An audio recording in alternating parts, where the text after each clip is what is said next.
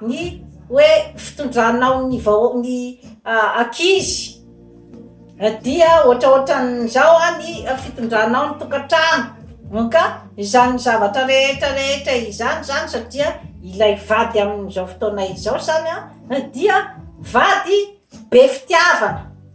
izany hoe mba te hanao zavatra izay zany no tena marina be fitiavana izy ary mba te hanao zavatra mafy de mafy ka ilay lehilahy zany no tokony hanoritory azy ny hoe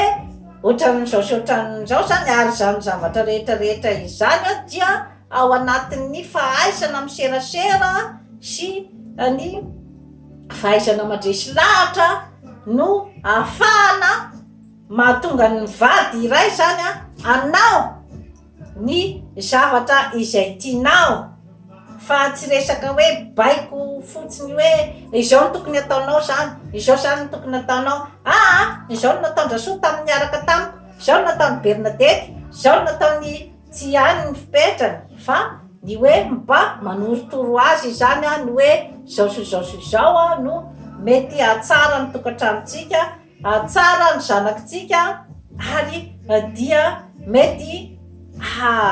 tokantrano vanina sy amokatra ary iroborobo ny tokantranontsika na eo amin'ny resaka toe-karena na eo amin'ny resaka fifandraisana na eo amin'ny resaka ara culture zany dia rehefa nahita expérience zany ny tovolahy iray ny amin'ny fiarahana tamin'ny vehivavy hatramin'izay dia hoainy kokoa zany ny mitondra ny tokantrano ankehitriny satria dia efa mba nahitahita ny ex rehetrarehetra izy zany dia mba atambatry ny ao daholo zany ny hoe qualité-ny ex rehetrarehetra izany dia zay avy ny tantaraiko teo zay zany ny hoe ny président rehetrarehetra teo ka mba nisy zavatra tsara daholo ny zavatra nataony teo fa nanana ihany koa ny adisony daholo koa reo président rehetrarehetra reo ka dia amin'izao fotoana izao zany akamba dia fandravonana ny zavabitan'ny président rehetrarehetra teo ary fanarenana ny lesoka ka ohatran'izay ihany koa ny fomba fitondrana ny firenena ny amin'ny hoe angamba mba efa tokony ho matotra amin'izay zany isika amin'izao fotoana izao efa tokony ho matotra amin'izay ny mpitondra ny amin'ny hoe ahoana zany ny fomba ahafahana miara-miasa zany miaraka ao anatin'ny fitiavana ozy izy ny présidentsika Andry Nirina Rajoelina ao anatin'ny fitiavana no iarahana miasa amin'ny vahoaka mba hananana fiainana tsaratsara kokoa ary dia mba hahatonga ny tokantrano mba hilamindamina ary dia hiezaka any amin'ny ataontsika hoe zany hoe tsaratsara kokoa resaka ekonomika, resaka ara-kultoraly ary ny resaka ny fampandrosoana amin'ny lafiny rehetrarehetra ary dia ao ihany koa ny fahaizana ny miserasera sy ny fahaizana ny politika satria tsy afaka miala amin'io rehefa hoe ao anatin'ny fitondrana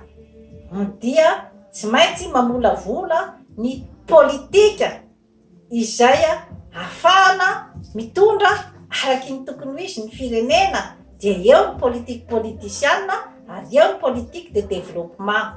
ka ny ankizy rehetra ao tokantrano dia hiaina tsara tsy misy tombo sy ala fa mitovy daholo ny tombontsoa rehetra izay omena ny ankizy ao atokantrano dia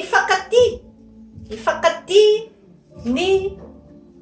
mpianakavy satria samy mahatsapa fa tsy misy tombo sy ala, mahatsapa fa tiany ray aman-dreny daholo dia ao anatin'izay zany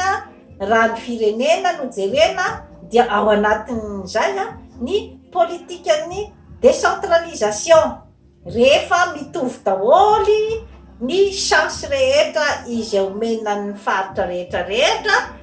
dia mandeha io ary dia izay vahiny mbola te andeha anao karazana fanambakambakana sy tsindry azo lena dia ilefaka ho azy, satria rehefa hitany fa mifankaty ny olona ao amin'ny tany iray mirahina mifanaja dia sarotra ho azy ny hiditra ary anjakazaka ao amin'ny toerana iray. Dia ohatraohatran'izay zany ny ohatra izay tiako ampitaina zany eo amin'ny firenetsika. Ka dia ao anatin'ny fanantenana tanteraka amin'izao fotoana izao zany ny hoe ampandrosoan'ny prezidantsika Andry Nirina Rajoelina ny firenena miaraka amin'ny vahoaka malagasy iray manontolo izay miandrandra ny ataontsika hoe zany hoe ny fialana tao anatin'ny faritrana mangitsokitsoka. Dia androany moa zany dia ny lokon'ny sainam-pirenena malagasy no atolotra anareo eto dia ny fotsy, ny mena ary ny maitso. Izay zany no nandravahana ny fandaharana androany. Dia toy izay indray tompo klasy tompo vavy no azo natolotra antsika anio manaova abonnement amin'izany forêt santé aty Canada fa hanatsara ny fiainanao. Bye bye.